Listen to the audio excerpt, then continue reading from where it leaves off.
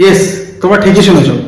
GST যে চারটে slab আছে, 5%, 12%, 18%, 28%, এই চারটে স্ল্যাব সরে গিয়ে দুটো স্ল্যাব অ্যাপ্লিকেবল হয়ে যাবে। একটা হচ্ছে 5%, যেটা 12% রিপ্লেসে আসবে, আর একটা হচ্ছে 18%, যেটা হচ্ছে 28% স্ল্যাবের রিপ্লেসে আসবে।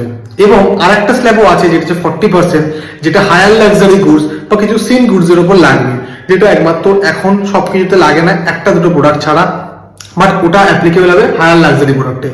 এর ফলে আমাদের মতো সাধারণ মানুষদের যে নিত্য প্রয়োজনীয় জিনিসপত্র লাগছে বা আমাদের যেগুলো জিনিস দিতে হয়, লাইক ফ্রিজ, টিভি, কার কিনছি, সেক্ষেত্রে আমাদের প্রাইস বা ফোনের প্রাইস অনেকটাই কমে যাবে। যদি বলি আমি কারের এক্সাম্পল, মারুতি ভ্যাগানার বা বেলেনো, এগুলোর ক্ষেত্রে 60 to 80,000 আমাদের সেভ হবে। ফলে ইএমআই রিডিউসও 600 to 1,500 অব্দি রিডিউস হবে। এর ফলে গভর্নমেন্টের 1.6 লাখ পার মান্থ রেভিনিউ লসও হবে। কিন্তু গভর্নমেন্টের মোটিভ আলাদা, গভর্নমেন্ট হচ্ছে বাল্কে খেলবে। কারণ আজকে যদি জিএসটি রেটের জন্য যদি 10টা গাড়ি বিক্রি হয়, পরবর্তীকালে সেই গাড়িটা বেড়ে 15টা হবে, ফলে সেখান থেকে জিএসটিটা ইনকামটাও বাড়বে।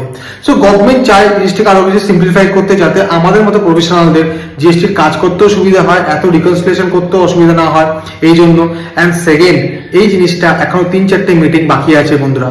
এই 3-4টে মিটিং হওয়ার পর 22 সেপ্টেম্বর থেকে এটা অ্যাপ্লিকেবল হওয়ার কথা চলছে। সো বলতেই পারো সেন্ট্রাল গভর্নমেন্টের এটা একটা new gift for the Diwali for 2020-25।